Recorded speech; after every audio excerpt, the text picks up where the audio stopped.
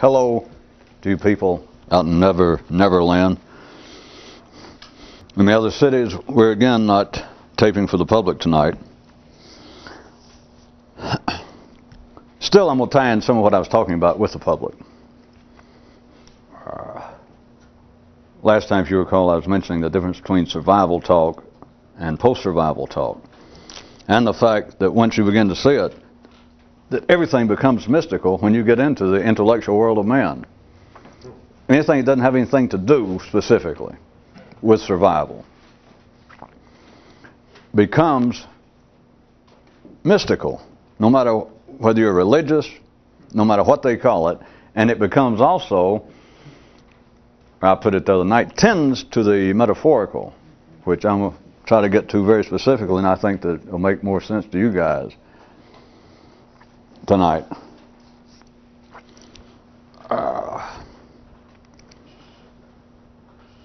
But in the sense that it is mystical, that the intellect is never satisfied, can never be fully fed, but it has this yearning, and it comes out in ways that are not easily described, which everybody knows. If we ask you, what in the hell are you doing here? Or if we ask you, back when you started, to whatever degree you considered this was some sort of search, whether it was just reading books. And if we said, well, what is it you're after? You couldn't really describe. Now, I'm sure you would try it if you'd met some guy and that you thought was your idea of a turbaned hero, and he said, well, you got to tell me something or I won't let you, come in and read my books or visit my cave, and you would have said something. You would say, well, I want enlightenment, I want this or that. But the truth is, you don't really know. I'm going to tell you what it is in a very practical way. What is this urge toward the mystical, which is this? You do understand from the other night, but now you must see it. Forget any religious connotations of mystical. What the mind is up to, whether your interest in life is collecting stamps, music, art, daydreaming, anything, assuming it is pretty far removed, let's assume that your hobby in life, your personal hobby, is not overeating. Okay? Or that your absolute heartfelt avocation is not being a nymphomaniac or a setter. In other words, it's something having to do, something beyond just the mere survival drives. Then it's mystical, and you can't really describe what it is, which is why art and, well, all forms of civilization are so immune to conclusive descriptions or definitions, and people know it. What is the urge toward the mystical? I'll tell you what it is. The urge is this. It's man trying to surpass, trying to supplant the power of the hormones over the mind. That's it.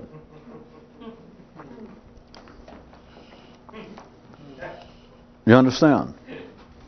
It is indeed, if you follow my other description, it is indeed to push post-survival, the post-survival life of man. Somebody just calling it post-survival speech, a post-survival life. Since we've left Eden, since we're civilized, since we talk and think. Then what you're trying to do is supplant the old, the power of the old, the genetic power. Let me be more inclusive.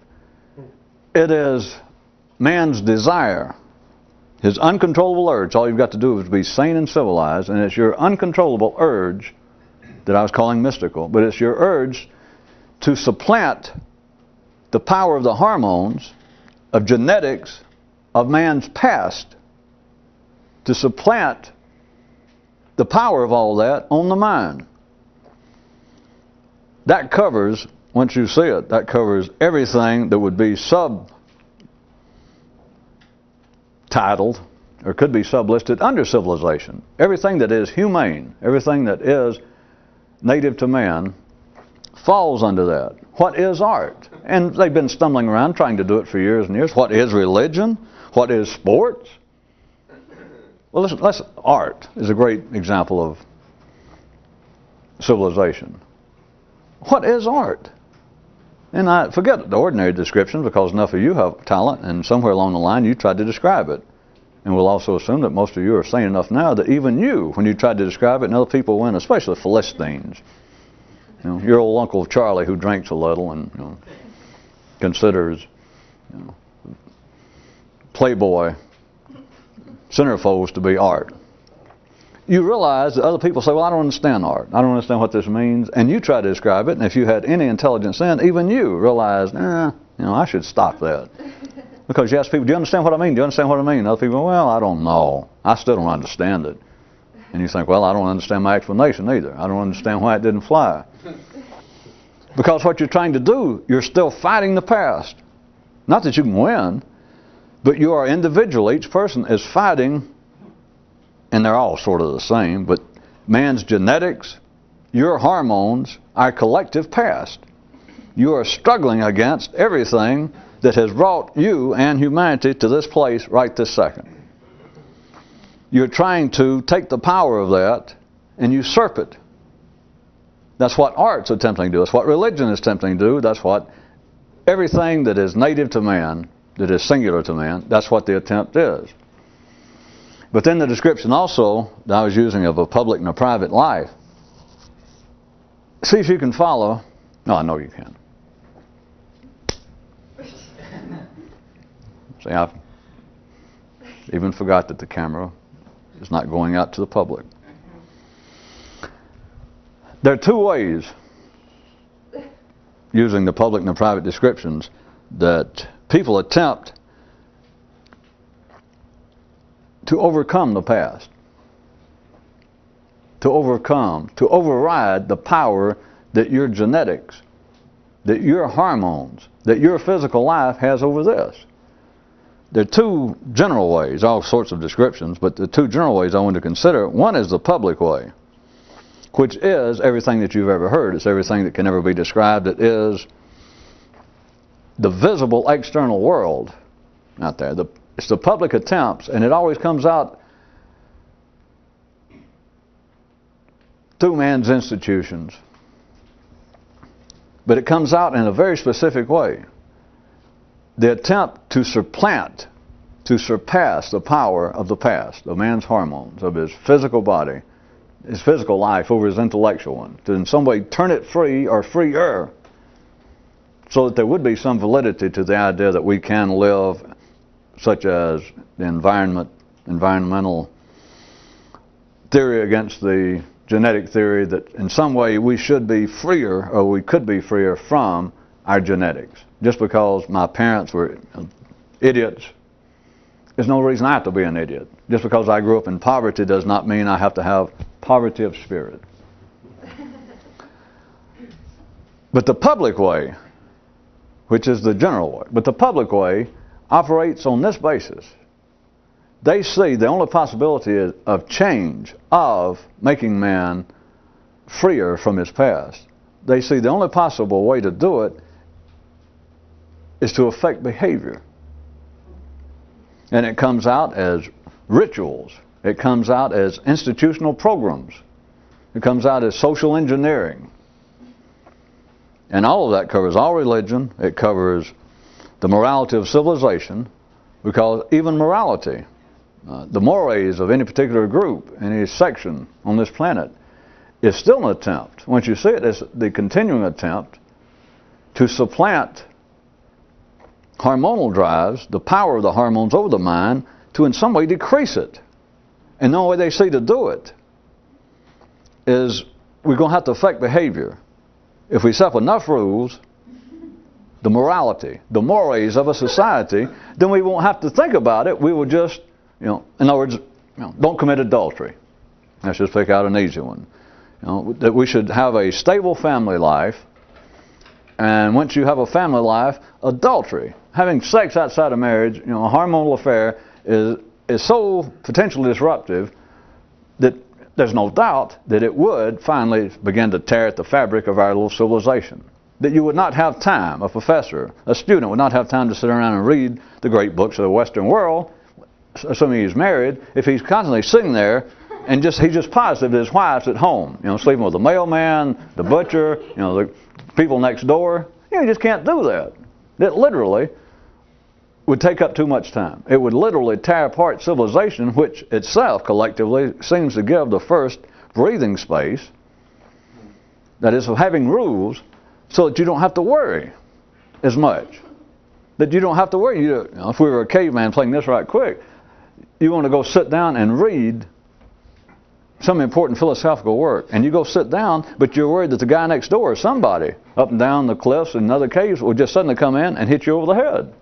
Either take your food, or maybe just for no reason. It just, you know, for thousands of years it was good sport. There are no animals around no animals to spear, and you're not hungry. Hey, you know, go next door and, you know, whip up on your neighbor. But once you've got the kind of rules, and it apparently the people there on your level of the cliff, wherever you're living, would, as far as you can tell, are going along with it. Then you have more free time. And not just chronological time. You have the freedom to exercise time that is not devoted simply to survival. That is, to go sit down, and if they didn't have books, to just sit and think. But how can you ever think, just as ordinary people call it, you know, meditate and reflect and maybe gain some insight, if you got to sit there and you're constantly looking over your shoulder? That is what morality is about.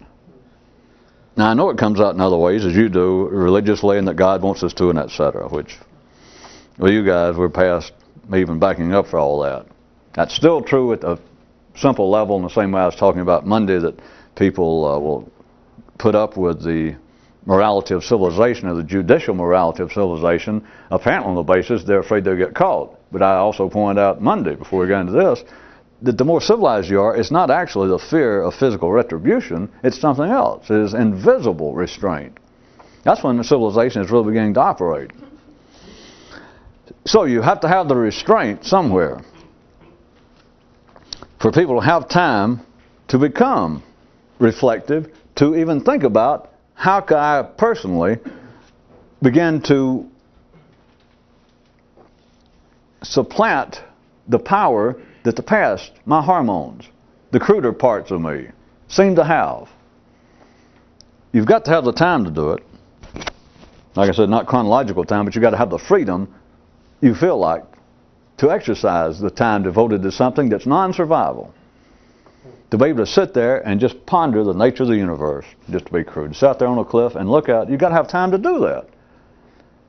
But if you're constantly worried about survival, not just eating, but the survival that somebody's going to kill you, which is where the morality and moral age comes in, you would never do it. So publicly, it turns out to be rituals. And by rituals, the reason I went through that is not just religious rituals, which are part of it, but it's actually a pretty small part. The rituals are really that which is not seen as rituals I was already describing, the rituals of the public attempt to supplant the hormones' power over the mind. The real rituals, just what I described, is the invisible restraints of civilization, of morality, or perhaps of your religion, of the religion of the place, even if you're not religious anymore. You know, we've made jokes before that even if you're not religious, if we call this a Christian country or a Christian community, just for instance, or a Buddhist, it doesn't matter. But even if you're not, you know, sometimes I would just sort of laugh and say you should thank God, even if you're an atheist, that everybody else is a Christian. Simply for the reason that maybe they'll leave you alone. You know, if they take it seriously, you should never laugh and think, well, those poor dumb people down the street, they believe that God's going to get them.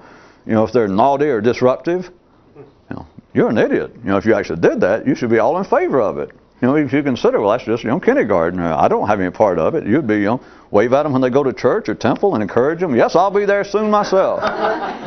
It's sold, you know, if at least they're doing that, you don't have to look over your shoulder at least those particular ones on the way to church. And where are they going to sneak up and, you know, kill me while I'm, you know, sitting here meditating? That's the real rituals. But I included what I just said. I said rituals, and nowadays, to give you another offshoot, when I said that that's actually inclusive of religious rituals, is also institutional programs, which now people look in many cases to the secular side of life, government just being a secular side of religion, it's the same thing, but you now look at it on the basis of social programs or government programs to help out people, to help the poor, to help the ignorant, to help those who are uncivilized. You know, penal reform, do something with the prisoners, you know, rehabilitate them. But all of this, you understand, is on the basis of behavior. Now, certainly at the public level, large numbers of people We're speaking now not about individuals like you trying to do something unusual. But that's, where else would you go? If you had to go back now, taking things as they are, and you were suddenly in charge of setting up civilization on this planet and arranging things, how else would you arrange it? Given the equipment we have, given the conditions, I submit to you as always that it is very efficient. But that's what they're left with is, all right, how are we going to, if they even described it this way, which they don't, but if they said, all right, the point of civilization, the point of us being here, we are now, all of us well fed, we have a place to live, we're not going to starve, we do not have to fight day by day to stay alive. So we've got free time. And we can all pursue our little individual hobbies on the side, but still, now I'm speaking, just let's say I'm the mayor, this is the mayor of just an ordinary town to the people, in a metaphorical sense at least. Then the mayor says, we've got enough free time now, we're all prospering, very little unemployment, etc., crime's down. And so we have time, we can pursue our individual hobbies, but then collectively, as a city, we should have some sort of spirit, as a people, that we should be trying to do better. And all civilized people have to go yes. You don't have a choice, you go, well, yes, that's true. You know, as opposed to doing worse, which you're not going to agree to. Or you wouldn't be civilized, you would not be sane.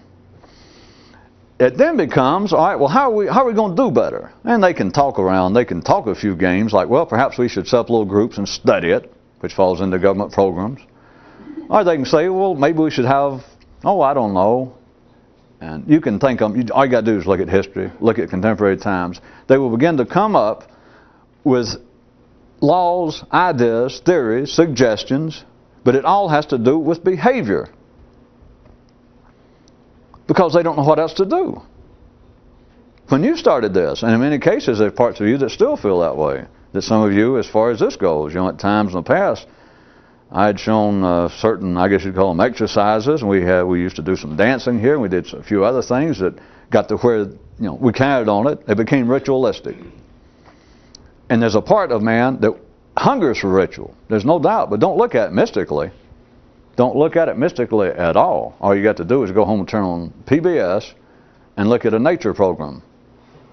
It's just that lions, dogs, wolves do not have, you know, stars of David or crosses or nice, but they are after the same thing. Ritual is a fancy word for habit. Everybody hungers for it. The rituals, it seems to be, in the full sense of ritual, is what I was trying to get you to consider if you had to start it from scratch yourself. How else would you try and improve human behavior? And when I say improve it now, remember, we're back to my first description tonight, to try and supplant, or to try to take away some of the gross power that the past, the genetics of man, your own hormones have over your mind. Everybody knows that. They call it many other things, but everybody knows that. Being uncivilized, being antisocial, being operating at a low intellectual level. Everybody can understand what it means is you're almost regressing, whether it was temporary or whether you and your family or you and your whole community over there are sort of behind the times. What it means is you're letting your cruder, basic instincts override what should be your civilized instincts, which there are no civilized instincts compared to the crude instincts. It's the possibility. Because the mind, that's your finer instincts. You don't have any. If it wasn't for a mind, you've got no finer instincts. Because you got no mind, you got no lesser instincts. You would just be whatever a human would be if he couldn't talk. You'd be a Homo sapien sans talkatus. You'd be a primate. So you'd have no higher or lower. You can't look at a chimp. Well, you know that. You can't look at a chimpanzee and say, well, and start talking about his baser instincts and then there's greater instincts. There's no such division. He's just that. That's what you would be.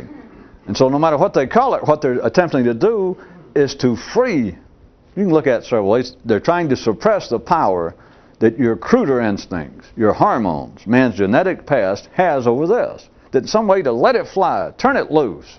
Let it go with the gods, go with the universe. Get in touch with the cosmic forces and all of that. But at that level, when you first started, and as I said, it's still in you, you ought to be able to touch it real easily and recall it. And you start thinking, well, boy, I'd like to find something like that. And you heard dreams of stories of occult groups or yogis and mystics. What would you have done? What did you expect to find? How would you arrange it? And all that slash, slash, slash, I'm giving you a whole series.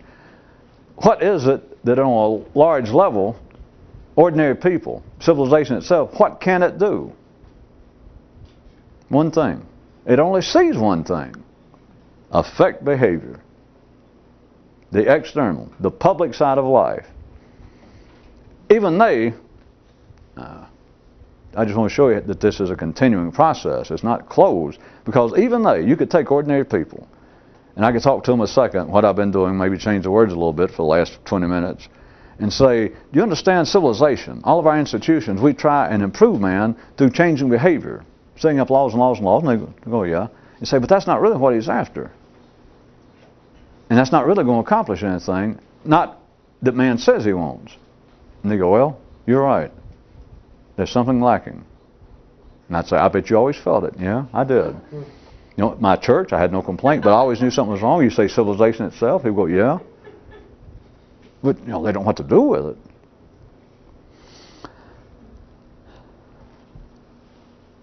And if I gave them a second, and I'd say, well, if we just, if I looked off and I let them look off and we all pondered, they would at least, whether they said this or not, they would at least think this. That, well, maybe what we're doing is not perfect. Maybe it's not working to the point of succeeding, but we have got to be on the right track because, look, thus far, it has produced civilization. In other words, they could take my own words 10 minutes ago and say, all right, if we had not set up rules, if we did not have 10 commandments, if we did not have some sense of morality in any particular place, we wouldn't even be where we are now. That's true. From that view. And they could say, in other words, us affecting behavior may not have produced a fully freed intellectual being, but we would not even be where we are now were it not for that. And I'd have to say, yes, that's true. And they'd say, well, thus far, so far so good. That it has worked. It has benefited man by setting up the rules of affected behavior, because by affecting behavior, it's a hormonal life is what it amounts to. By affecting behavior through laws, morality, social pressure, whatever they want to call it, it's all the same thing. By affecting behavior, we have, at least indirectly, we have helped, if not free the mind, encourage the mind, and true. There's no doubt about it. In the way that there's a public side, there's also a private side. There's no great secret. The private side would be those people who are not in the majority, but those that be represented verbally, those that would go away to a monastic life, a withdrawal from the public forum, and they seek, let's just say meditation in the full sense of the word, because here's what they're trying to do. Some of them use the term, but it's what they all are attempting to do, is calm the mind. Now I'm using, that's no strange term, plenty of you have heard that, and there's still groups of all kinds of people that still use it. And so, well, the point of meditating, the point of trying to be a mystic, the point of, is to calm the mind. But what are they actually saying? Now, that's the best description they can give, but what are they saying? They're saying just what I told you about the public side. What they're trying to do is to calm, to suppress the hormones' effect on the mind. And they even play around with it, as always. And there are all sorts of nice old 1,000-year-old stories that the whole point of meditation, the whole point of trying to chase Buddha, the whole point of trying to, kiss the face of Shiva, or, whatever description they have, but they say, we're going to sit and I'm going to meditate for years and years, or I'll do whatever the teacher requires. And what we want to do is get the mind. And they describe it if you start reading it, and they say, well, the point is the mind is like a wild beast. Your mind just fritters to and fro, and you can't keep track of it, just here and there, and you're trying to think great thoughts. You're trying to become a better human. You're trying to contemplate the nature of God, whatever it is, and your mind just jumps here and jumps there, and you hear the phone ring, and suddenly a good-looking woman goes by, suddenly you smell brownies, and you're in your mind, and you read it, and you go, hey, how true? And you think, well, hey, they're onto something. They observed that. They knew that. And they say, yes, we've known that thousands of years. Our great teacher pointed that out. And they say, what we're attempting to do is the mind's always, like a pond with the wind blowing on it, and it's always rippling. And if we sit and we meditate and we go through whatever it is, well, you know the things. The people go through chants and they attempt to do, but they will describe. It'll come down there. So what we're trying to do is reach a point, of satori, of enlightenment, that the day comes, perhaps, at least in our school somewhere. There's history that every now and then, every 200 years, one guy suddenly goes, and he'll even say later, my mind, after 50 years of sitting here, my mind went. And for the first time, I understood what peace was. I understood what the purpose of the mind was, that I was enlightened. And you read it and you think, God, that's it. I'd have never thought of those terms, perhaps, but you think, that's it. But what are they saying? The mind doesn't disturb itself. They say, calm the mind. I understand that, and you should too. And they think, that is the goal. And there's plenty of you, if I said, all right, that is the goal. I'm not making fun of it, that's it. I know how to do it, and I can teach you how to do it in 2 minutes. Who would like to, meet me in the back? How many of you go, well, is that a trick that's going to make me look bad? If not, I'm going back there because, hell, I wish I could, have something where I could just make my mind like go, hey, cool it. It is not trying to calm the mind. That is, as always, that is the kindergarten. That's the city description. You surely know I've almost already said it. What they're actually attempting to do is to calm, to use their term, to calm the hormones' direct connection to the mind. That's what they're attempting to do. And here, when I brought up last Wednesday, was pointing out to you about my current use of age when I was doing the news items and death, and I wanted you to know, because I finally began to fear because it distracts some of you, that it wasn't anything personal. I wasn't suddenly talking about age because I suddenly looked in the mirror and realized I wasn't 21. It's much more devilish than that, because now listen, you do know, and I said every several hundred years, it's not just that. You do know that monasteries right now are just people sitting up here that probably in some kind of weekend Zen class where they meet once a week, but especially in the monastery. Let me use that as the example. Somebody goes to a monastery. They go through the whole little process, and it could have been you. Well, it ain't done. I'm sure some of you considered it. That when you read the description, some monastery somewhere, it didn't have to be Christian, it could have been Zen, it could have been almost anything, but it seemed to have a good brochure, it got your attention. Well, no, you started reading to the point, and they described, all right, and they started maybe ask questions. Do you feel as though your mind is like a disturbed sea? That the waves seem to clash, they seem to be at diverse purposes even. You go, yeah? And they say, have you ever thought that the mind, the vast expanse, the limitless imagination of the mind should be unbound, should be loosed from that kind of disruptive waves, because did you ask to be so disturbed? And you go, no. Well, they describe, well, our great teacher has come up with methods and, what they transcendental meditation, whatever they call it, certain words you chant, or if you can come to our monastery, if you can come to our retreat, blah, blah, blah. And that, you go through the processes, and there are no promises, of course, but, if you will come there and join in with like-minded people who understand that the point is to calm the mind so that you look out over the vast horizons of your own intellectual seas, and the day comes that they're calm, and the sky is clear, there are no storms. And then they use descriptions like, of course, they normally attribute to somebody else, but they'll say, as our other great teacher said, you then are permitted, you are then able to peer directly into the face of unblemished, undisturbed reality. And it's wonderful. And you think, well, yes, but listen. So somebody goes, and they sit there in the monastery, and they go through whatever it is. They sit and meditate. It's a classic way. It's not just Zen schools, not just Buddhist, but that's the classic way, is to put yourself in an immobile position. And it helps to have little added things like somebody paces back and forth, hits you and wakes you up, throws cold water. But it's all this, that you have immobilized yourself, which fits with the desire to calm the mind, to make the mind calm. when I said every several hundred years, perhaps somebody says I'll reach enlightenment, the track record's better than that. I was using that in the example of people really that would say, well, I actually reached the desired state. If you went into the monasteries all over the world, whatever they were called, and you asked people who had been there 40 years, and you saw a man walking, gray hair or whatever, and you could tell the man surely in his 60s, and maybe the head monk or a PR man for the monastery showing you around. And you're actually interested, and you ask, well, how many people are here? How long have you been in operation? 3,000 years. And no. Maybe I should say I'm not trying to be funny on Wednesday. Will that help? But so you people are pointing out, you listen funny. I don't even have to talk funny. The devilish part, the tricky part.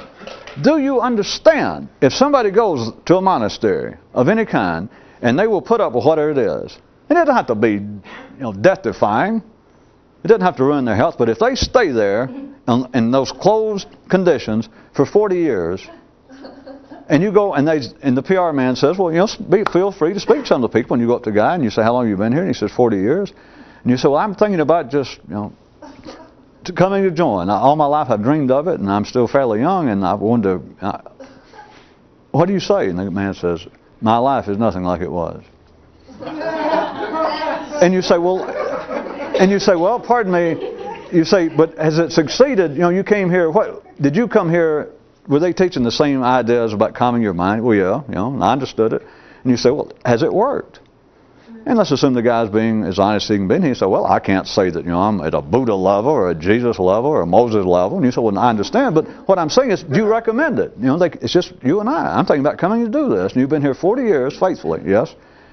And the man looks you dead in the eye and he says, when I did come here, I assume you've heard the terms like my mind was a wild tiger and just pull me here and there, and I would try to, contemplate the nature of life. I would try to think good thoughts about my fellow man. I'd try to think of charitable thoughts. I'd try to be nice to people. I'd try to cut down on criticism I had. I'd try to cut down on envy. And my mind just constantly was just, shaking me. And you go, I understand that. And he said, all right. I can tell you today, there's no comparison. I can remember it, but I'm going to tell you the truth, and I'm not bragging. You asked me. I'm talking to this guy, and he says, I'm telling you, I'm not perfect by any means. Things happen. You go, yeah, I know. He says, but what my mind is now, I swear to God, I couldn't tell you what I'd be like. There is no comparison to what I am now than what I was then. He's 40 fucking years older. Do you understand? See, here's the tricky part that I want you to understand. Since none of you are in monasteries, it's not to talk you out of going to a monastery. It's too late for that. You couldn't get in anyway. But you're your own monastery is why I brought this up.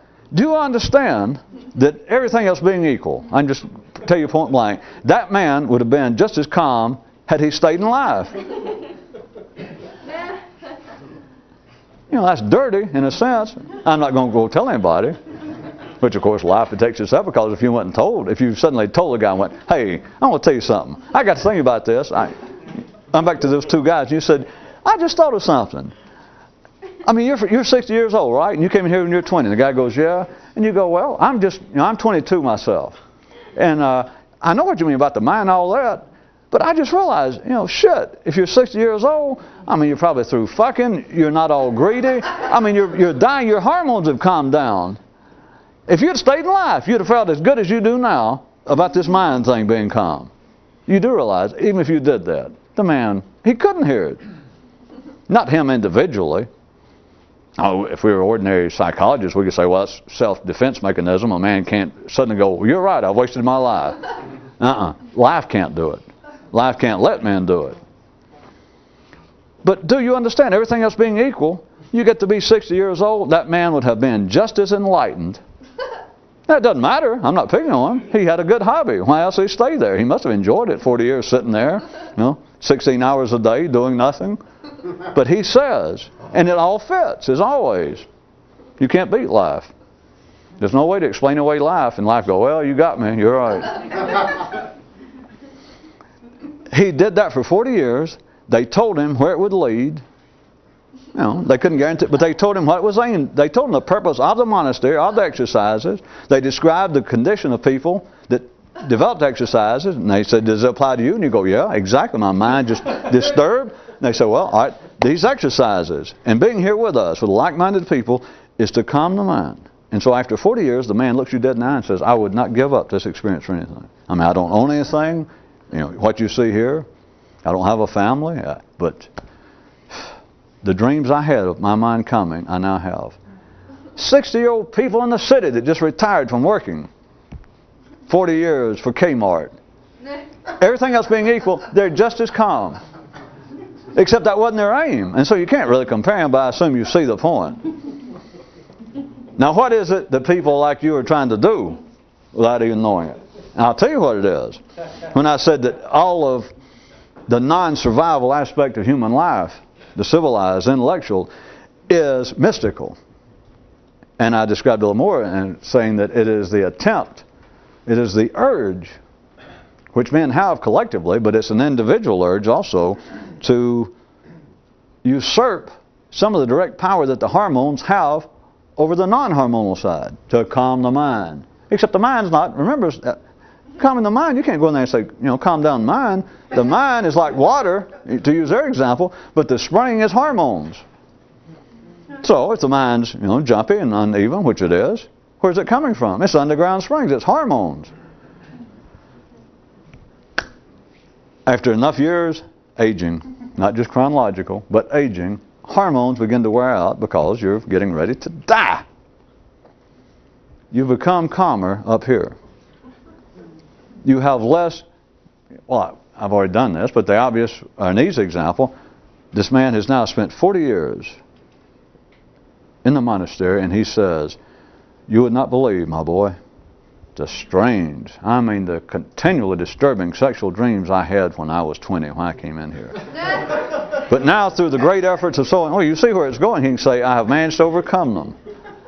Well, you walk down the street nowadays and almost anybody is 60, you say, are you disturbed by sexual daydreams? And you know, nowadays a lot of guys 60 will go, sexual daydreams. You know, like they're trying to remember, what were they? You know, that kind of thing. Attempting, I remember I pointed out the two, and it covers the public, which is always institutional, it is always directed toward behavior. The public attempt to become more mystical for everybody. The attempt to decrease some of the power of the hormones, the past, man's genetics, over his intellectual possibility. All of that has no choice. It is always directed toward behavior. They don't know what to do. They can say, well, somewhere down the line, I know we're trying to affect man's spirit, his soul. They say all that. And you say, well, how do we do it? You find a politician. You find an educator, a religious teacher, and you say, that's it. That's it. How do I do it? What can they tell you? They say, well, enroll in such and such program. Try this ritual. Sit this way. Light these candles. Repeat this prayer. And if it's not a prayer, repeat this, you know, self-programming, positive statement to yourself. It's all behavior. And you can say, well, wait a minute, is that going to directly affect it? And then they have to say things like, well, you know, there is no magic pill. We can't immediately do it. But, you know, this has got to help. And they describe it. And they say, just repeating to yourself, I will not get angry, I'll not get angry. And you say, will that make you not get angry immediately? And the guy said, no. And he says, but I've been doing it now. I developed this, and I've been doing it for 20 years, and I'm a lot less angry than I was then. And you go, well, that sounds good to me, you know, if you don't think about it. Because anybody 60, especially men, the testosterone is down. You say, well, do you have the same kind of temper you had when you were 20? No, thank God I don't. And I think it's because of me being a faithful Christian or repeating this, you know. Every morning I tell myself 10 times, there is no profit in hostility. There's no profit. And I look in the mirror, and maybe I do a little thing that the guy told me to, and I close my eyes. No, I'm not being funny about it. And a man says, you know, I do still get hostile sometimes, you know. Stay in line too long or somebody can't find their checkbook and I'm trying to pay. But hey, nothing like it used to be. All right, the public and then the private. The private we've been through for the last 15 minutes about, you know, attempting to do something that seems to be individual, but it always requires to varying degrees that you're withdrawing from the public attempt, from the public forum. And just a classic example being the monastic life.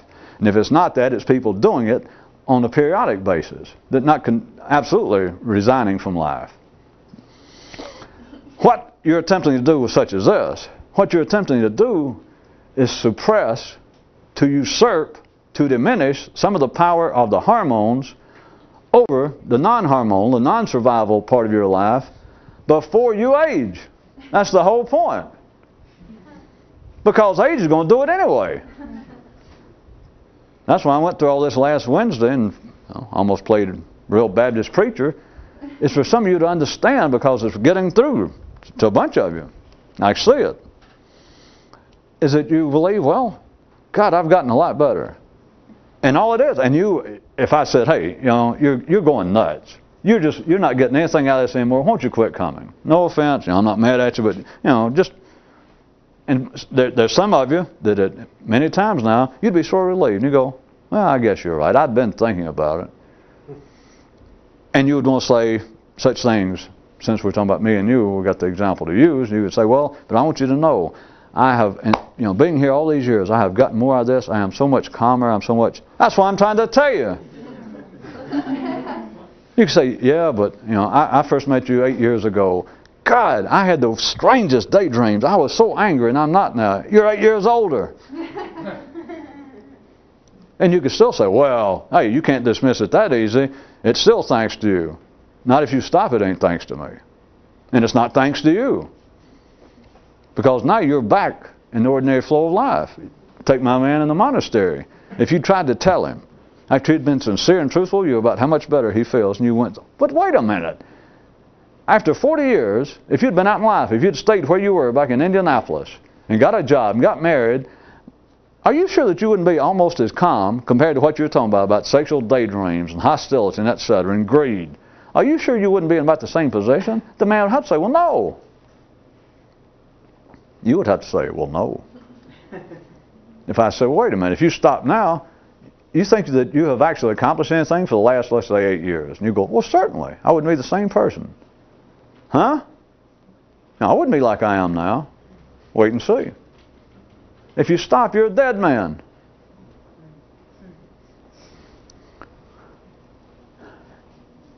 You are attempting, and everyone who's ever done it before you, to use my descriptions tonight, you obviously gave up on behavior. And I say gave up, you saw through it.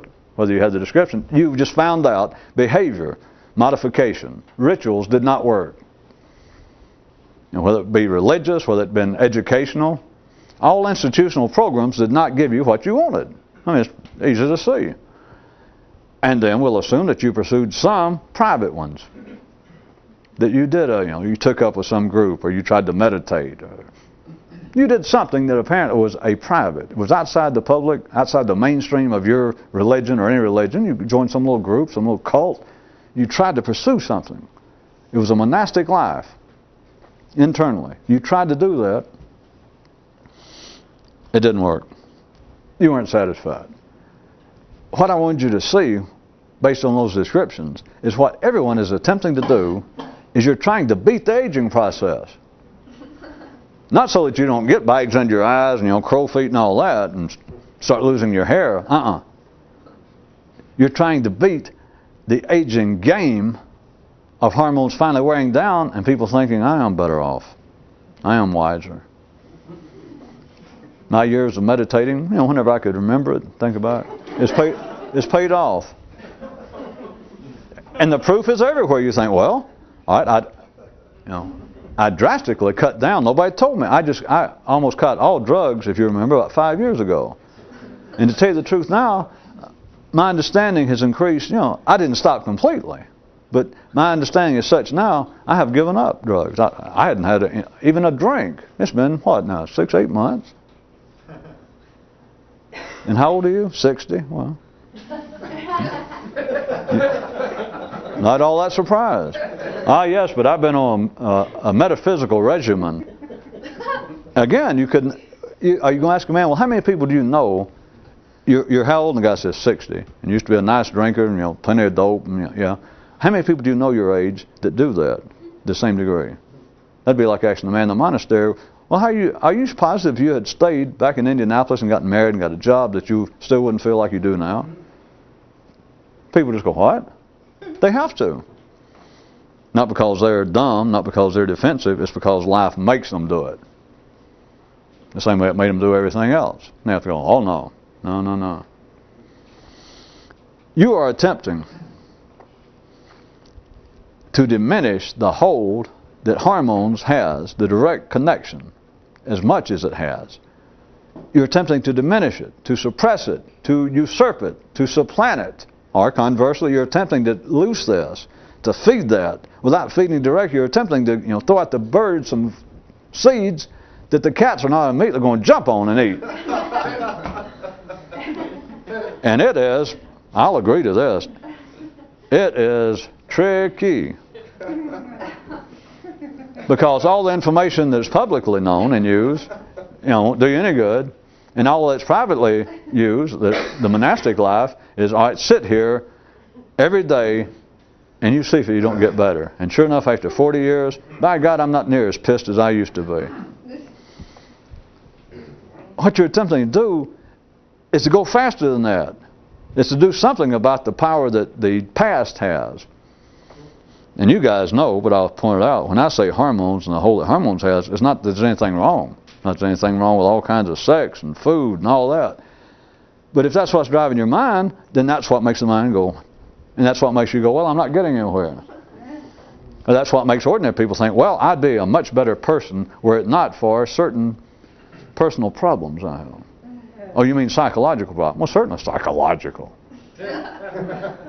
No, it's not. If it's physical, that's one thing. Because you can have a bad leg, you can have blind in one eye, and you can still be a mystic or try to be. So when people say, well, I'd be better off, but I have certain problems, they mean personality problems. The problem, as they call it, and of course we don't call it a problem, is what I'm saying. It's not that there is a problem, but what you're attempting to do is you are trying to put some distance between your potential intellectual life, which is always just ahead, and your hormonal life, the collective genetic life of all of us, which we're all dragging like toilet paper coming out of our pants in an old movie. It's on your back. You can't get away from it.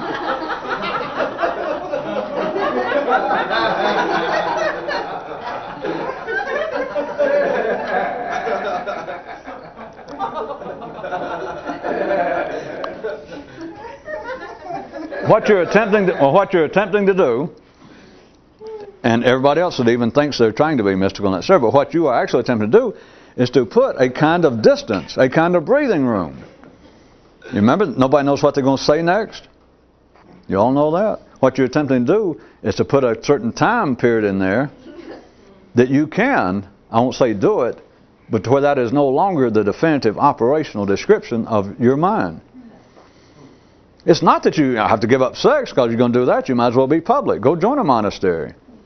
It's not that, well, I will only live on half a bowl of rice a day because it will some way help me. Well, it may help pass away 40 years until you calm down. But if you're attempting to do this by yourself, see what you're trying to do, you're not trying, it's no attack like the ordinary people believe. That's what religion and morality is, and the sense of evil, is they're attacking the very thing I'm talking about. They're attacking man's hormonal past. They call it his carnal side, his evil side, his sinful side. That's what we've got to suppress. We've got to go through rituals, cleansing processes, pay money to the church, bleed, crawl on our hands and knees through, burning asphalt, hold up statues. All of that, ordinary people, that's the best they know to do. Because you think, well, shit, if I get down and climb up these steps to the church, and they spread broken glass, and I do it on my hands and knees, and every 14th step, rub my forehead and make it bleed, Jesus, that's got to mean something. Well, especially if you do it year after year for 40 years, the 40th year, more or less, somebody says, "Has this meant anything to you?" And you think, "Well, it has." I know sometimes, I guess to an outsider it looks foolish, but the person would think, when I started this, I was just a young whippersnapper, I was trying to screw everybody in the village, and I'd cheat on my friends, and I was a hothead. Everybody tell you that. I used to fight all the time. And I know this looks silly, and I know there are people who are not Catholic or what the religion was, and they say, I know there are people who laugh at this, But I'm speaking now for the kind of man who's done this religiously. He'll say, I'm going to tell you the truth. I know it looks silly and it's hard to explain the ways that God works and mystical, but I am a much better person. I know it sounds silly, but I am. Well, sure you are. What you're attempting to do, back to what I was saying, this, and the reason I was late on aging, and then giving you another description again, if you just get old enough, you'll feel better, especially people who's ever been involved in anything like this, because you are in the position of the guy in the monastery. So you're especially, you can just count on it. That if suddenly, if I drop dead now, if I say, I'm leaving, you guys, everybody for themselves, goodbye, and I shake everybody's hand, I say, I'm gone, I'm going to go retire. And let's assume that you thought, well, you didn't see anybody else around, you decide, well, I'm not going to, anyway, you decide, I'm not going to try to pursue this any further. Your feeling would be, most days, that, God, what a time we've had. I am so much better. I am so much wiser. I am so much calmer. I am so much better. Not religiously so. I have not taken up ritualistic habits. I didn't make anybody adopt rules. I didn't make you take up new regulations of some kind. You think, God, I feel much better. That will not do. That's the danger, because everybody does. But as I said, if you ever had a passing moment of feeling like, I should have been a mystic, then age has really got you. Now, the further you're removed from having dreams like that individually, or ideas in the past, then, the less, this is all unimportant. I just want you to understand, if you've had any ideas, not just you people, just people out here that used to read mystical books, or subscribe to mystical magazines of some kind, or still daydream, I wish I'd have gone off and joined a monastery, or tried to follow some Indian teacher back when he was alive. They are sitting ducks. There is no vaccination for it. That they really believe that they have become wiser, even though they didn't pursue as extensively or as vigorously as they could. They did not actually go join a monastery, but just by reading, by thinking about it, by still contemplating it, by even still thinking that perhaps when I get older and my family's grown, maybe I will go join at least a weekend retreat and go out there and meditate. If you ever had dreams like that at all, getting old, you're just absolutely,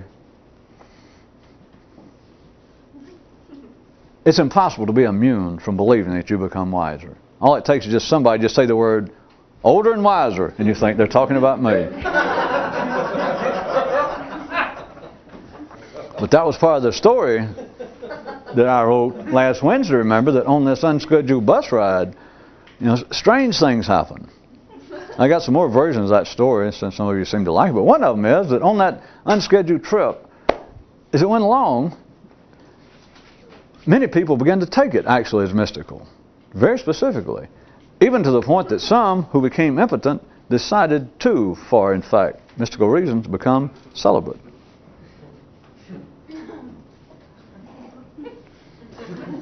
What you're attempting to do is not let that happen to you. Because you see the humor. Or those who developed ulcers decide, I'll live on a rice diet.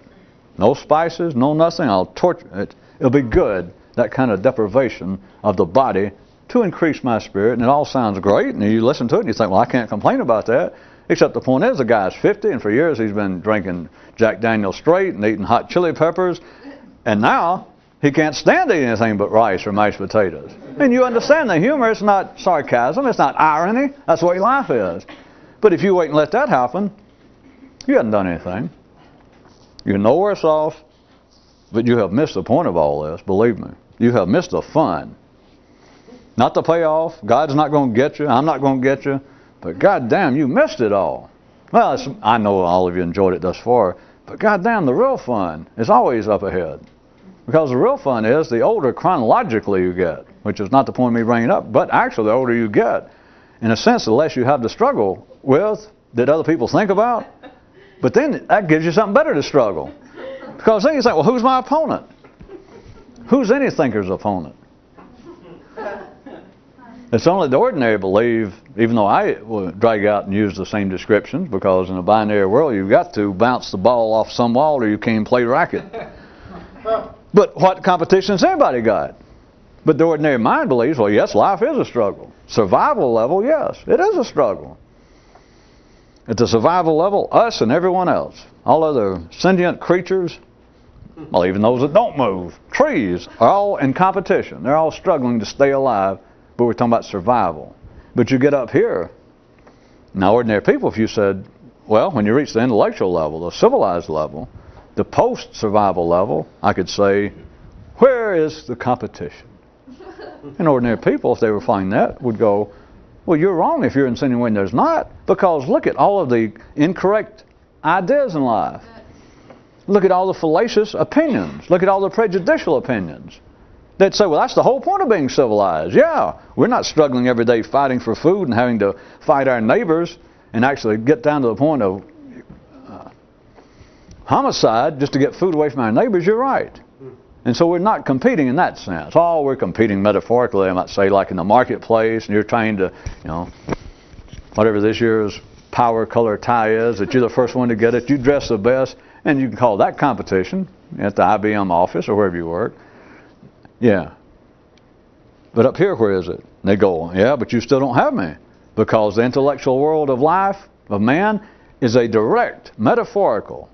No, they might want to say, it's a real reflection. It's somewhat, it's less physical, but we are still in a warfare between proper ideas, civilized ideas, good ideas, workable ideas, against those that are not.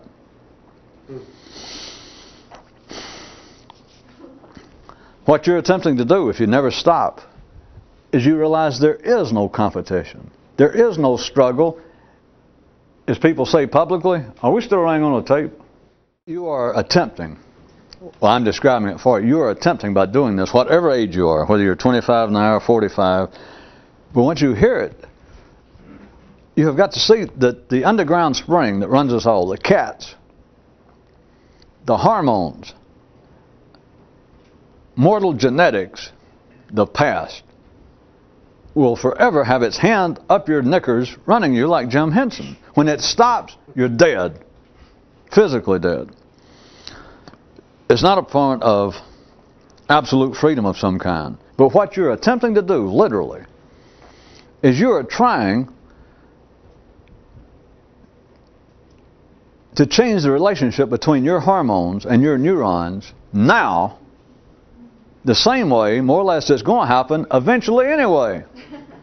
Now, it's more than that, but it's the minimal level of that. If you don't do that, you haven't done anything. And to varying degrees, by the way, if you need any encouragement, everybody's done that. Or you couldn't even stayed here this long, even those that you were just kind of hanging around the edges of the campfire. The bus station. You are attempting to go faster internally. You're attempting to put the distance between the hormones the hormones hold on the neurons. You're attempting to do now what's going to happen anyway if you live to be 60. Okay. That's what you're attempting to do. And nobody else attempts to do it. They never even heard of it. I mean, and if they heard it, they go, well, that's great. But, you know, here I am at the monastery. I'm sitting here as hard as I can. I'm meditating. I'm sitting still. I'm doing, or what? I'm chanting. I want to do it faster. They'd say. I'm making some progress, but hell, I don't know how to do it any faster. I know you don't.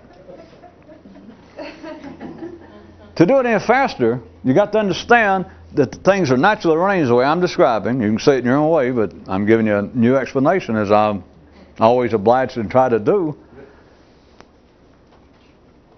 It can be done, but you've got to see it for what it is. It's not a struggle between you and me. It's not a struggle between you and life. It's not a struggle between you and your hormones. It's not a struggle between you and your baser instincts. It's why I always put some sort of twisted humor or something every time I even use the terms and stories and etc. about struggles and battles. The closest you can say is a struggle against the past, which to ordinary people would look like a struggle against aging. But it's not. You can't struggle against aging. Because when I say aging, see, we're not talking about chronological aging. Because again, if you live to be 60, your mind, even if you didn't actually intend to be a Zen Buddhist, you will be, because if you live to be 60, the waters of your mind will be much, I mean much, I can guarantee it, much calmer than they were at 20. And if you ever find yourself, say, in Japan, and you're just looking for something to do, and you find a Zen monastery, go in and introduce and tell them how much calmer your mind is, and I'm sure that they'll probably give you a bowl of rice or shake your hand, and you can say, I wasn't even, I never really pursued Zen in some active manner, but just my own efforts, my individual spiritual, mystical efforts, seem to have led me along these lines, and they would understand it. Well, yes, Hindus would, people all over the world would. Yes, yes, yes. If you do it, it's always faster than your chronological aging. If it's not, you're not doing anything. You're just aging.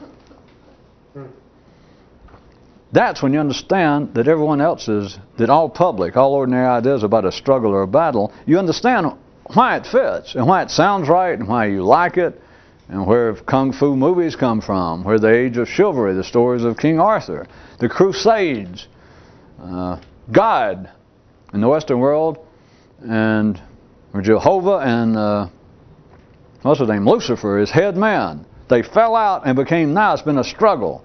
Now for whatever, I always forget that poor English parson that actually figured out from the Bible that the world was invented. Don't you guys, anybody know that? That he actually got it down that it was October the 17th, 6227 BC, and he even had the time, which I never could get into, like 517. At any rate, in the history of the Western world and everywhere else, there has been a struggle between good and evil. You understand why there are those stories, why they have public acceptance, whether they be religiously taken or not, that there is a struggle. But anywhere you look for the struggle, anytime that somebody says, I'll tell you what the real struggle is, religion's had it wrong, psychology, whatever they say, anyone publicly, any voice that life lets out that causes any attention, and somebody says, I'll tell you what the struggle is. I'll tell you exactly what you're attempting to do, and they point. It's not the struggle. Because they're always pointing along what amounts to the line of time. And they may be saying, here's where we're headed, but they're actually pointing at the past. Because they're still being run by the past themselves. They're still mouthing the party line. Communism may be dead, but geneticism's not. Geneticism never dies.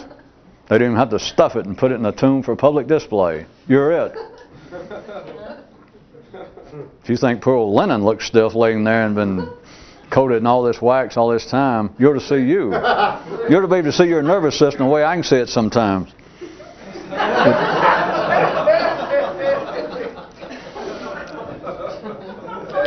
In fact, I didn't guess I was going to get around to them, but there was, I'll still pull it out, but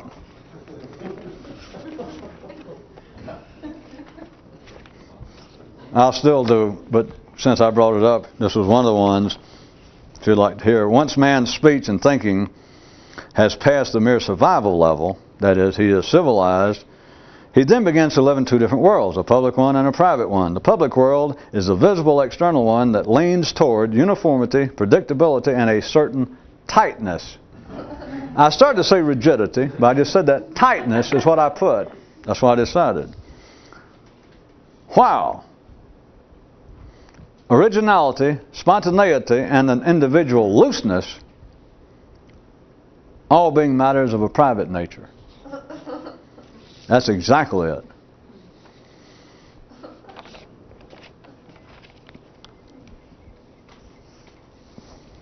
Anyone who says, I'm going to describe the struggle, they're speaking for life, they're a shill. That's why you never get anywhere. Because even me speaking about it, I speak about it like in 217 different ways and keep coming up with new descriptions because there is nowhere to point. Where is a real thinker's competition? What are you struggling against if you're struggling to think? The ordinary mind says, well, I'll tell you what I'm struggling against is error. Struggling against false ideas, etc., etc., etc. Which is, they might as well be saying I'm struggling against green, wet, red, 17, Catholics, Hindus. It doesn't matter what they say. If you are in a struggle, if there's competition, and you see it without any doubt, you are once and for all, you are still a part of the binary world. You're part of the public forum. You're a part of that which would accept the fact of my description tonight, that there are only two ways to go about trying to satisfy this mystical urge. The urge to suppress the past in you and to let the future come out. Your mind, the potential of mind. The public and the private. Yes, that's true. And there is some sort of struggle there. That's not where the struggle is. I'm telling you a new way, and I ask you one more time rhetorically, where is a thinker's real competition? Having said that for a third time, if there is any struggle, the struggle is you're trying to go faster internally, privately, than the aging process. You're trying to get smarter individually, willfully, then you'll begin to believe that you are in a dunderheaded, automatic, senile manner eventually anyway. Of course, now I've said that, if we're ordinary, you go, well, what the hell am I wasting my time for? All I got to do, stand here on the curb and wait. You're right. You're right. Yeah. I just sit here and look out the window and hell, what you're saying, 40 years from now, I'll be as wise, as tolerant, as benign, as insightful as I will anyway. Okay, you got me.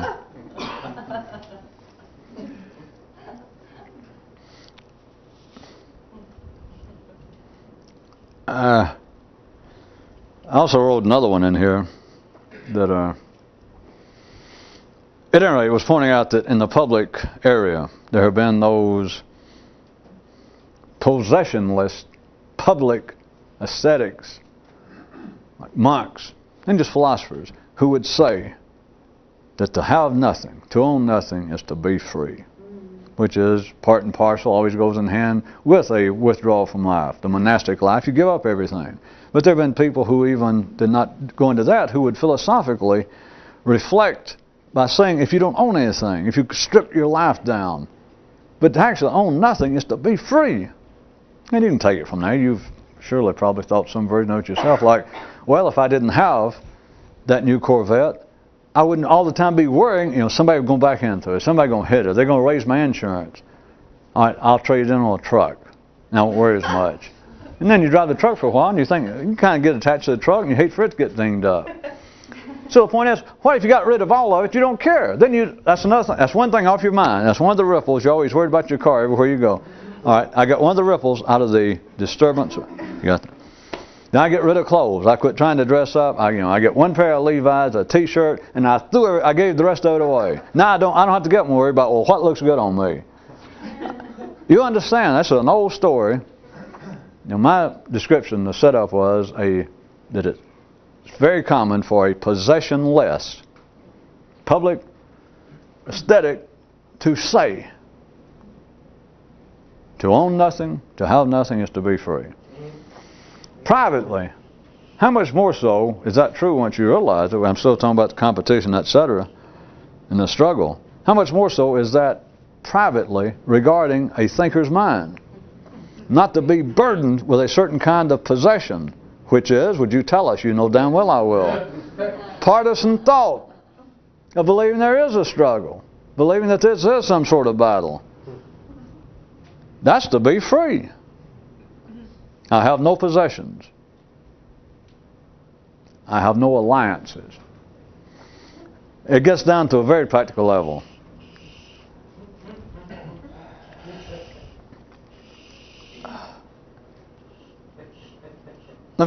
Since it just does, and I'll probably never get around to this sort of thing on public tapes, trying to usurp, trying to separate the hormones, natural power, natural control, natural influence over your thoughts, The way it comes out practically is this. It's always been true throughout history, and it's still valid enough for me to point out. If there is some sort of, well, the way it comes out, apparently struggle, what people are attempting to do, and even in your case when it seems to be some sort of effort you're trying to make, what is it? Internally, no, you can call it several things, but it ends up, it's the attempt to suppress, to free yourself from personal hostility, from prejudice, from hatred, from sarcasm, from criticism. What do all religions, what do the public aspects of institutional programs, social engineering, religion, the effective behavior, what do they all say? What do they say is at the heart, what will keep a man from being a good Buddhist? What will keep a man from ever calming his mind and becoming enlightened? Anger. They may call it something else. Hatred. Hostility. You've all heard it. It's to the point that you don't even listen anymore. But what are they saying? I mean, Christian, well, all religions, you know that. They have rituals on the side and they trimmings around the edges. But they all say, wait a minute, you can't ever be a real Jew. You can't ever be a real Christian. You can't even be a real human. In a non-religious sense. If you hate your fellow man, then it comes out, love thy neighbor. That's, the beginning and the end of the law in almost every religion. Love thy neighbor as thyself. Be charitable, etc. What are they saying? Don't hate your fellow man. We can't do it. Attempting to do this, what is the one struggle? What is that actually saying? Now, ordinary people, if they tried to describe hatred, they'd get into things like, well, you're right, sometimes I seem to hate people. I hate Democrats. If it's a Muslim, he may say, I hate people. I mean, even though they seem to be of some of the same racial stock as me, I look over there and I know that this guy over here, that his family's Jewish. And I hate him for that. And I can't help it. It's hormones. It is not theoretical. It does not start here any more than the waves of the mind, that you can calm the mind by calming the mind. That's not what's disturbing the mind, to use their terms. A Muslim doesn't hate a Jew, or a Jew hate a Muslim, or an Irish Catholic hate an Irish Protestant because of that. And yet, all they can do, back in the public area, is affect behavior. They have to figure out what is observable. And they say, well, this one group seems to hate that group because of political reasons, because of religious reasons. And all of that is public property. All of that is physical. Now, I know they can say, well, we're worshiping God and all that. Yeah. But if you took away the public physical trappings, you would have no conflict. What you're attempting to do is to overcome a kind of hostility. And what I was going to go ahead and stop and point out, the absolute truth that the religions, or life itself, is always told you correctly. It just told you in a crude way. It told you in a way that once everybody heard it, you couldn't use it. You cannot beat the aging process. You cannot start internally to operate faster than life is aging in you while you're hostile. And hostility, here's what you got to remember, is hormonal. There is nothing mystical about it. So the whole idea, everybody's involved. If right now, let's assume that all of you would say, well, I hear what you mean. I saved it to the last minute. But if all of you went, I understand that. I don't know what you're doing, not, but I tell you this. All the ideas, whatever you thought about in the past, if you're trying to intellectually awaken, or trying to reach a higher state of consciousness, trying to be a better person, whatever it is, whatever you called it, you cannot do it at any particular moment while you're hostile. That be a fact. That's mathematics. That's physics. Trust me. You know it's true. But what do ordinary people, and life's always said that's what I gave you the intro for. What do ordinary people think? They deal, being the simple minds that they are, being ordinary people, they have to deal with specifics. They make it local. And so an ordinary person such as you, at that level where your mind's disturbed, if I said, all right, everyone agrees, you do understand, it just strikes you as correct, that you cannot be hostile and become more conscious, become a better thinker. And you all go, well, I just know it's true. And that's right. And so you understand that in you, you have these hostile thoughts, right? And everybody goes, yeah, I do. And I say, don't drop your damn head on me and hang dog. Everybody does. You go, yeah, I do. Then if we were ordinary, and I say, well, you got to work on them. Ordinary people go, yeah. And then we might say, well, as a matter of fact, it'd be good group therapy, perhaps. Maybe some of you would mind telling us what some of your hatreds are. And people would begin to say, whether it be you or ordinary people, and they go, well, I can't help it. I hate such and such race of people, such and such religion, such and such nationality. I don't know why. Or some people say, well, I do know why. My father was a bigot.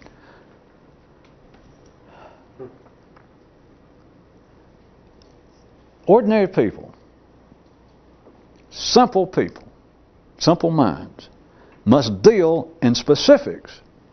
You got no choice. It must become a specific and when I say a specific, we're talking about an intellectual affair. It must become specific or you can't think about it. And for you to be able to think about it and it be specific, you got to have a wall to bounce it off of. I mean, you got to know it by now. You cannot hate a Muslim unless you know that there's such a thing as a non-Muslim. I mean, no matter how much a Muslim may deserve to be hated, you could not ever hate them. You couldn't even dislike them a little bit if you thought, as far as you knew, that the whole world was Muslim. And I said, all right, I'll give you $10,000. You know, the whole world's Muslim. We all know it. I mean, we don't know anything else. And I say, if you can dislike Muslims, now you can go sit and squat, hold your forehead, and you can't ever do it. You got to have a choice. You got to be dealing in specifics. What you got to do individually, what I was going to say is, an age. See, here's the trick: the guy that sits in a monastery, or a man who stays in life. A guy that you knew that was 20 and he was in a Ku Klux Klan, he hated races of people, whole groups of people, whole nationalities, and you see him at 60. And just average guy. And if you still had any, at any rate, he is probably less overtly bigoted. He could even say, well, I did some wild things when I was young. I still don't like such and such group of people, he may say, but, I don't know. It's to a point I figure live and let live. If they leave me alone, what the fuck? I'll leave them alone. Later day conversion to reality. There is no win to that because it is not intellectually specific. It is hormonally universal. The only reason a Muslim hates a Jew, the only reason that a Protestant hates a Catholic under certain conditions is the same reason that lions, if they live in the same vicinity, do not care for tigers. And they're the same family. Well, what in the hell tigers doing here? They don't even belong in this continent, much less in this neighborhood. And if this did happen and lions could suddenly think, one of them would say, what is it you figure that makes us all, now we've seen them for a few days here, what do you think it is that makes us dislike those other creatures so much?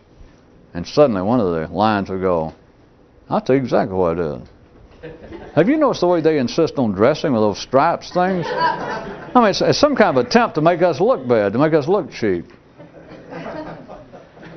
They would specifically have a reason. What you are attempting to do, I'm putting words in your mouth now to close it out, is you have got to, realize simply that any hostility, sarcasm, criticism, is just, at the very least, is everything is on hold. I don't care. You could be sitting meditating. You could be in the middle of a New Age mass of some kind. You could be in the middle of what you consider to be some great spiritual meditation. And if you're sitting there involved with the apparent struggle of hostility, then everything at the very least is on hold. In other words, you're doing nothing. You're also doing nothing if you believe that the hostility, the sarcasm, the feelings of any aggression is anything other than hormonally based. And if you believe that it's anything other than what you're trying to get free from faster, then life's going to free you from it anyway. Or at least decrease it while you're alive and then eventually free it from you. Because there are no dead bigots. You're, right that final moment, you're freed from all racial, religious prejudice. All you got to do is die. And you're no longer a threat to any other group. Live and let live, then, is your motto, so to speak. As it were.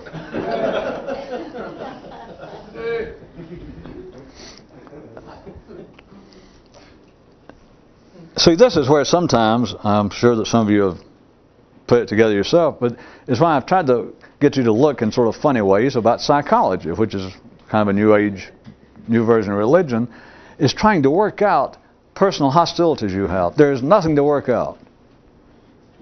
I mean, everybody in here, if I'm insisted that you confess something, you'd confess something. Yeah, well, sometimes I have great hostility, and you'd mention some group. You say, God, I'm ashamed to say it. That's like saying, well, I'm ashamed I have a lake out in my backyard, and sometimes the wind blows, and it makes ripples. Well, you're trying to pull that Zen shit. Yeah, and it worked. What you got to do is just turn it loose and understand that is hormones. That is the past. And don't look anywhere specific. If you look anywhere specific, you're going to dance with birds the rest of your life. And the birds may chirp in your ear. That is, you're dancing and you're thinking to yourself, because you're dancing with yourself, of course. And you're thinking, well, I used to be very prejudiced about certain religious groups or racial groups, whoever. Or I'm just hostile. But it's easier for me to pick an example. And you say, but I don't know. It seems like I'm not as bad as I used to be. And you hear this cooing. You hear positive, reinforcing chirping. That yes, you are. You are. There's no doubt. You're not perfect, perhaps. Isn't it nice to be able to dance with somebody this enlightened? And they say, yeah, you're not perfect. But hey, I danced with you years ago, I still remember that, and you were nothing like you are now. Tweet, tweet, tweet. Remembering now, if you will, that you're dancing with your motherfucking self. Pardon me.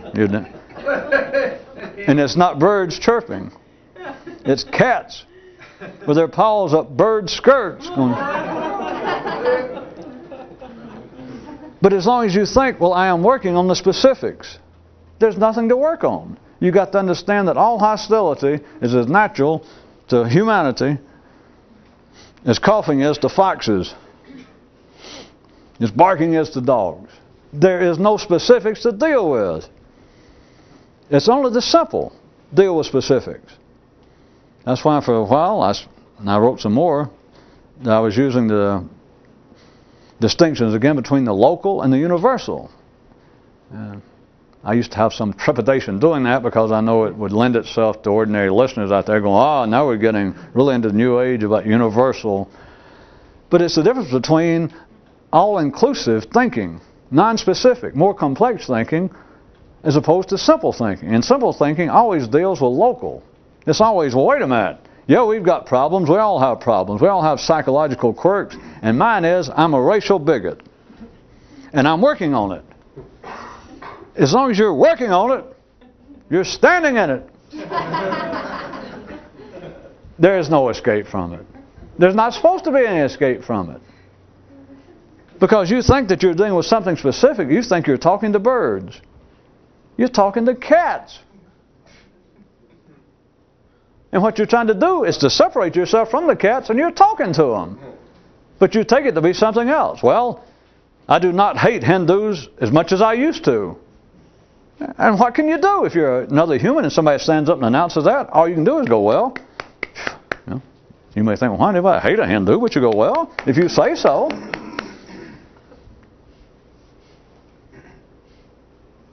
Well, I especially, if I may add, I didn't just hate them. I was violently opposed to them. Well, 30 years ago, you wouldn't believe. I mean, the way I'd get worked up. Did anybody hear that? I threw in the 30 years ago. But now the man,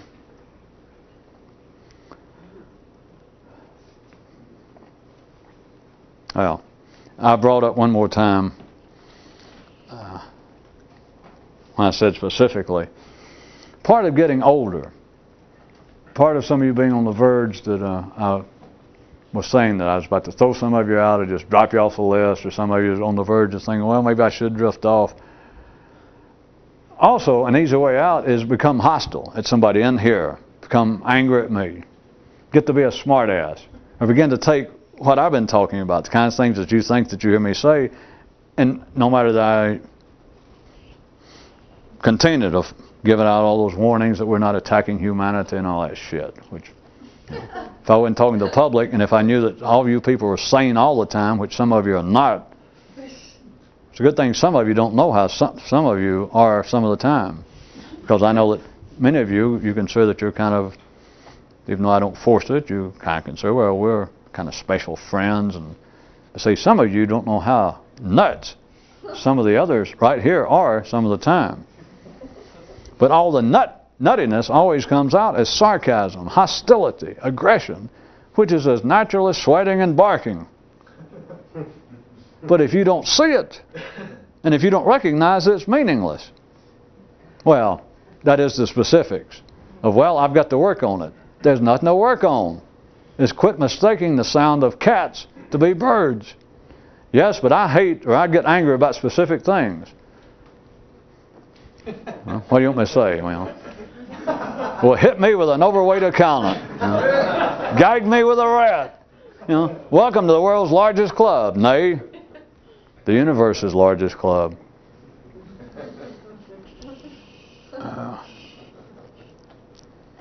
Well, and that's also, even though I do not push it, is one of the uses, and even monasteries and those ordinary places try to do, but one of the things that, even though I don't go around pushing it all the time, is to be around a group of almost random people. If a monastery was actually in operation, if there was some group of people doing this that had withdrawn into some commune somewhere, part of it is the fact that everybody, in a sense, is nuts. That is, everybody's foot's tied to the past. Everybody's being driven by cats in slightly different ways. That everybody has hatreds, prejudice, things that they think, aggressions that they think are unique to them. And unique's not the point, but they're different than the person next to you. And part of the purpose of being together is to find out, if it was different circumstance, and if it was over a long period of time, was of some great benefit to withdraw from life some group of people, is a possibility. And even the monasteries get close. They say, well, it's good to have all of these different people because you can kind of rub off each other's rough edges. Because we have over here, we have a Hindu came to our monastery, and over here, this man used to be an active Jew, and here's a man who's so-and-so. And they've been here now. How long have you guys? And they also, well, I've been here 35 years. I've been here 40. All right. And the head man's telling you, the visitor, but now look, they're almost, don't you feel kind of almost like a brotherhood? Well, certainly compared to what we used to, being here together, it's like the constant rubbing of different backgrounds, different cultures. How about 30 years? Did that have anything to do with it? Did you hear something? I didn't hear something. See, that doesn't count. When I say it doesn't count, if you let that happen to you, you'll know what I mean by doesn't count. If you get to be 60 and you think you're wiser that way, and if we can have it both ways, that if that happens to you and you still got any of the sense that I'm supposed to have gotten you to see, you're going to realize, shit, this ain't worth a damn. Even though you can be a lot calmer, a lot less aggressive, you will not be satisfied. You'll think, shit, I got off the bus at the wrong place or at the wrong time or something happened. If it happens automatically, if it happens gradually, if it just seems to happen to where periodically a bird has to tell you, have you noticed what a much more faithful lover you become? Have you, how less often you're unfaithful to your wife or husband? Well, thank you. I have noticed. But the bird never points out, you realize you're dying, don't you? You ain't got the energy to go do it. That's the imaginary struggle.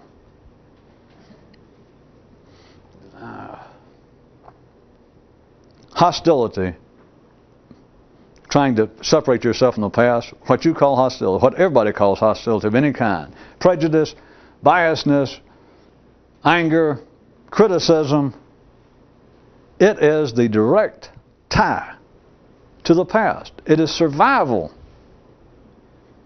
Now, it seems to be less and less an absolute matter of survival in our day and time, because today you can be less.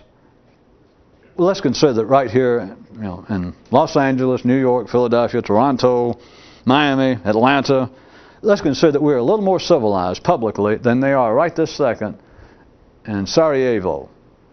That they're killing each other. Western Europeans, which most of us are. And you can say, well, they're pretty close to us. But Jesus, that is absolutely uncivilized. That is not civilization. They are publicly ripping the town. They're killing themselves. They're fighting for survival by all reports. Yes. We're not. We're more civilized. Tell me more. Our biggest struggle, I'm speaking now for a good average person, our biggest struggle now is not us fighting racial, old nationalistic battles for survival. We're now fighting what should we call it? More theoretical battles. Struggles for more enlightened opinions, etc., etc. Yes. You should be all in favor of them believing that. Carry on. I'll try to be here later and march with you. If I'm not, got my best wishes. You can't do any of that without aging at the same rate of speed. Without becoming blinded at the same rate of speed. Without your windows there on the bus begin to cloud over. I don't know how many people liked that part of the story last time. The windows cloud over, even on the unscheduled bus trips. All you got to do is be alive and the windows begin to cloud over, but they do it in such an agreeable, such a natural seeming, and such a gradual manner that those who don't know any better takes the increasing cloudiness of the windows to be an increase in the clarity of their vision. Which I let it go the other night, but I'm assuming again you people are good enough to be able to take those kinds of would-be baseball cards from Captain Irony and tear them all up and eat them. It's the thing. You mean the cloudier the windows get and the harder it is to get to see out, people take it to be an increase in the clarity of their vision. Yes. That's a 60-year old man saying, well, after having read occult books or being here in the monastery for 40 years, I can now see so much more clearly how we must be tolerant of our fellow man. Why we cannot be so absolutely sure that our particular view, religiously or otherwise, is correct. I used to think it was. I thought it was worth dying for. But I don't know. These years of meditation, change in diet, it's like it's increased even my inner vision. He got cataracts. His hormones are about gone. He's 60 fucking years old. What the hell you want? Oh, no. You won't rile me that easy.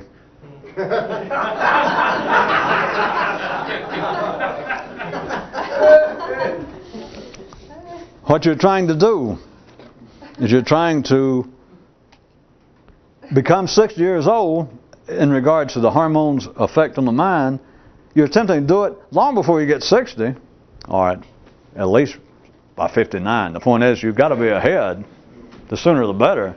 You're attempting to do that. And you're attempting also not to mistake the specifics of the hostility that is the survival instinct. To mistake it as having any importance. You're alive. I'm pissed. I said you were alive. Oh, all right. Yeah, but you don't know the specific ways. Are you alive? Yes, I know. Now, let me tell you. Give me a break. But I'm working on it. Give me 2 breaks. Write me. If you don't have my address, look me up in the book. It's going nowhere. Except for this. You've got to understand that that has nothing to do with your intellectual processes. Not attempting to do this. There's nothing to struggle over. It's not something you have to work out. Well, I seem to have this great, really, you don't know what's a deep-rooted animosity toward New Age people, toward whoever. You're right about one thing. I've got to do something about it. Yes, stop it. See it for what it is, and you can't do it and think. They are inimical in a sense, because it is a survival instinct still saying, well, watch it. It's what the people started out that I was using, not those who are inclined to withdraw from life. They go, well, my mind is in a tangle. It's a roaring beast. It's out of control. I must calm it. Yes. But it's not through specific tricks. You don't become Siegfried and Roy. You don't go in there and go, down, you beast. I mean, the beasts are there. Walk the hell away. I mean, that's just one side. You guys been to Vegas lately. I mean, Siegfried and Roy, they're in there doing the act that goes on all the time. Go in the side room. Maybe they can, revive Louis Prima, get him back alive. He looked as good in death to me as Lennon did. Maybe they can get back on stage. The show's going on. The Ringling Brothers will always go on. But to say, well, no, I can't go out in the main room, or I can't go off in the side room and gamble and get some free drinks. I've got to stay here and deal with these beasts. I got to stay here and deal with my prejudice. I got to stay here and deal with these problems. Can if you want to. You got to stay in the cage with them. You got to believe, well, it is a struggle. Down, you beast. You know, get your chair and your whip and say, down, down. How you doing? I don't know. I still can't get them down, but by God, they don't give me the problem they did 10 years ago. Hey, carry on. You know, check with you later.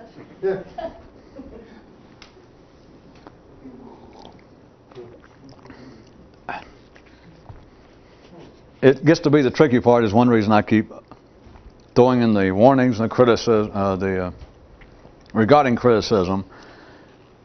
Is it's almost impossible to be alive and not feel aggressive. I mean, just forget that I'm going to become a saint. You'll die. You become a saint.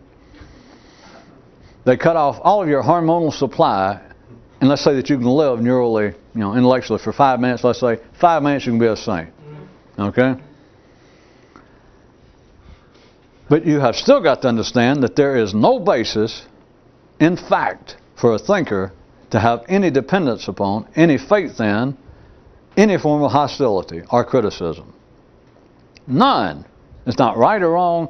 It is just inimical to thinking.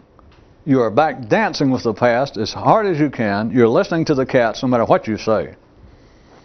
That, well, I'm thinking these critical thoughts. I don't like to think of them as criticism. It's just me seeing the problems of life. I mean, we're civilized people. We live in a public place. We have to recognize the afflictions even of civilized life. The problems. We must at least think about it to work our way out. I'll end on some sarcasm. Try this. Don't think for a while and see how they get along. Oh, well, yeah, maybe 1 or 2 days. All right, take the rest of your life off and see them. If it really fucks them up, you tell me and I'll apologize for you just before you die. I'll make it all right. Thing is, it doesn't matter. Because there are no problems, and it does not require your attendance. The dance is going on, the wild act is going on, but everybody knows, they just don't know what to do. Everybody knows that you personally, individually, could slip out, and life doesn't care, and won't even notice. But people don't know what to do with it. And those that even get that far go, that's it, you're right, I'm going to go join a monastery, join another group of people. You have to do it in public, but you got to do it in private while you're in public. And to do it, you've got to understand that all the public problems, that is, of the specifics, that I have hatreds, prejudice, I have thoughts that are not, they're just not decent, they're not profitable, I know they're not, and I'm working on them.